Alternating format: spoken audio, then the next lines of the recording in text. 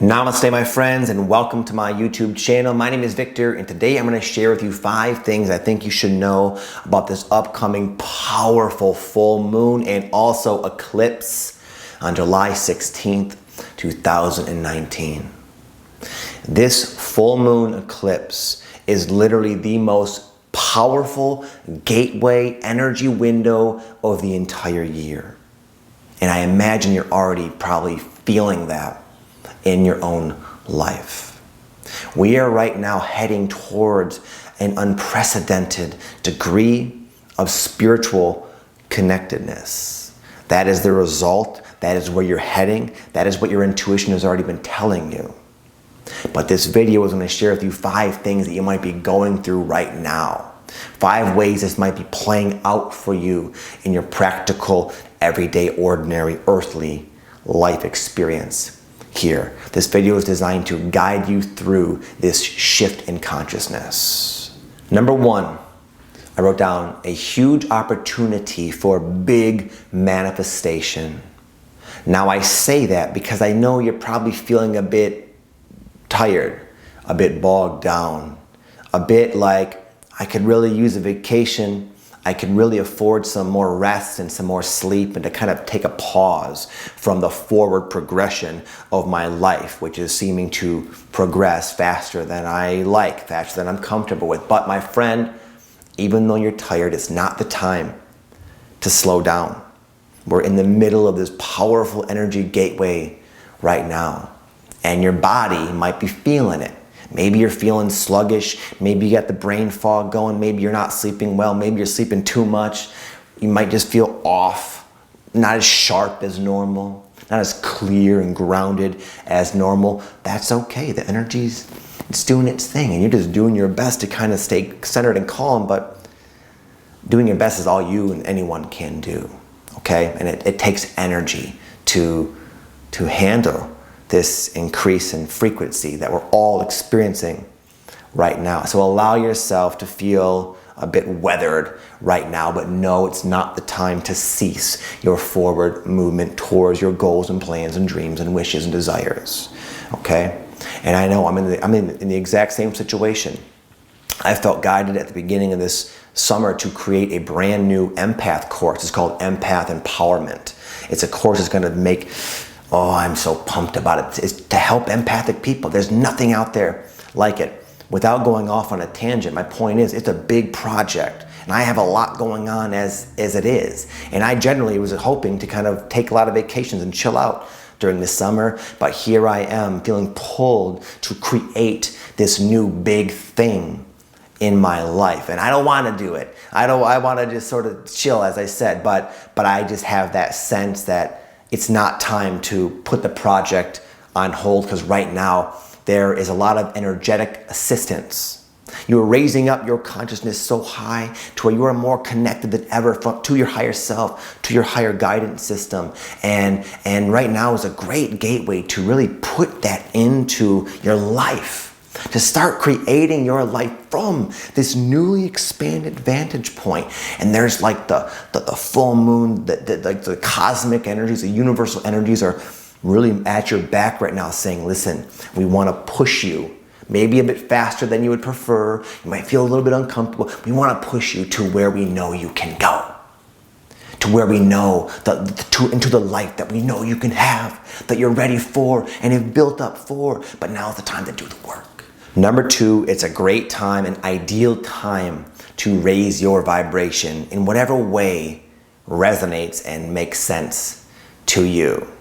Now you might find that you're already probably naturally doing this. I know some of you are saying, no, actually not. Nope, Vic. Actually, you're wrong, dude. I'm actually doing a lot of things right now where I feel out of control, and I'm eating bad, drinking more alcohol, smoking more weed, and I feel, if anything, I'm lowering my vibration. That was me recently, last night, okay? But here's usually what happens from that. And you could probably go back into your past and discover this for yourself. A lot of times, what inspires a health kick? going back to the gym. The New Year's resolution is a period of feeling a bit out of control, a little bit of indiscretion. For me, it manifested in these gluten-free keto muffins my wife made yesterday. Not that bad, right? Well, I had 6, like 250 calories each. It was obnoxious. I was eating crappy foods all day. But ironically, parallel to that, I'm finding myself very interested, like almost obsessed with fasting. I've been watching all these YouTube videos about this course the other day online, and I am so excited, just so excited to do this 5-day fast I'm going to be doing starting on Thursday. So my point is, oftentimes you'll lead yourself to something that will raise your frequency. And again, this naturally will happen for the seeker around these powerful gateways in some way, shape, or form. But you'll oftentimes guide yourself to that with a period of indiscretion. And a lot of times, it doesn't even, a lot of times the indiscretion is more of a result of the just feeling unaligned with the new energy. Nothing to really feel too guilty about. But it will inspire you. It'll create the notion that, you know what, I really wish I was feeling a bit cleaner, a bit sharper, a bit lighter, and a bit more connected. And then you naturally start pulling the resources from the universe, and it will manifest in something piquing your interest. For you, it might have nothing to do with fasting or diet. It could be exercise or yoga or meditation. Maybe a new crystal shop opens up down the street and you're like, dude, I should call up my buddy and we should go check out the crystals, and this one crystal catches your attention. You're like, yes. It can play out in many, many ways. Or maybe it's just the idea to get back into painting and playing music and drumming, whatever it is. Now is the time to do that. Now is the time to raise your frequency in whatever way resonates with you and seems fun and exciting and just very natural and organic. Because right now the energies are high, and it's wise to elevate yourself to them, to meet them, to match with them and sync up with them. Number 3, dropping into freedom. Through your diligent efforts and however they manifest to raise up your vibration, you will find yourself naturally breaking free of addictions, habits, patterns, etc. It's just the ordinary life of living at a lower state of consciousness sort of makes it almost inevitable that we have all these crutches, all these ways of escaping the moment, that constant, sometimes subtle dis-ease, discomfort, uncomfortability, just that kind of thing. We all walk around with that. None of us are really on the mountaintop just yet. We're climbing, and we're climbing quick, but we're not there yet. We still have the general discomfort of the ego structure and how it affects us. And that can manifest in bad habits, bad patterns, unhealthy eating, drug addiction, alcohol abuse, sex addiction, dating app addiction, Facebook addiction, all these different ways we have of getting out of the moment. Now is a great time to really elevate yourself out of that and kind of fall into the inevitable freedom that comes along when you raise your consciousness. Okay? So what you might be experiencing right now is maybe an amplification of certain habits or patterns and issues. And you know what? If you really feel inspired to look into them and go deep within them and try to heal some inner child stuff, then go for it. But I think a lot of you will find that when you just start aligning your lifestyle and you start really raising your vibration, again, in whatever way makes sense for you, and you naturally raise your vibrational set point, a lot of those manifestations of that discomfort will just sort of fade away without needing too much introspection. Okay? As you raise your consciousness, you're going to feel a lot more free, and not exhibiting these patterns will become a lot more natural. But if they're amplified right now, that's okay. That's part of the process. And you're in the process right now of transcending them in a very, very unprecedented way. Number 4, the decluttering phase of your spiritual awakening. I've made other videos about this, but what it implies is as you go through this process and raise up your frequency, you sometimes will feel just naturally excited and inspired to declutter your life, whether it's your computer, whether it's your phone, all the apps, whether it's your garage, your sock drawer. Me and my wife always have this miscellaneous drawer, in our kitchen that always gets cluttered within like a week.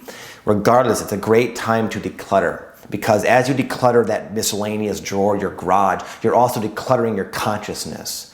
Clutter in your physical reality is a reflection of the clutter in your mind and in your body and in your life and in your consciousness. And oftentimes we can sort of liberate ourselves and expand our awareness and have less of that noise and more of that hum of peace and silence when we go about and declutter our lives. And there's many ways that you feel motivated to do this.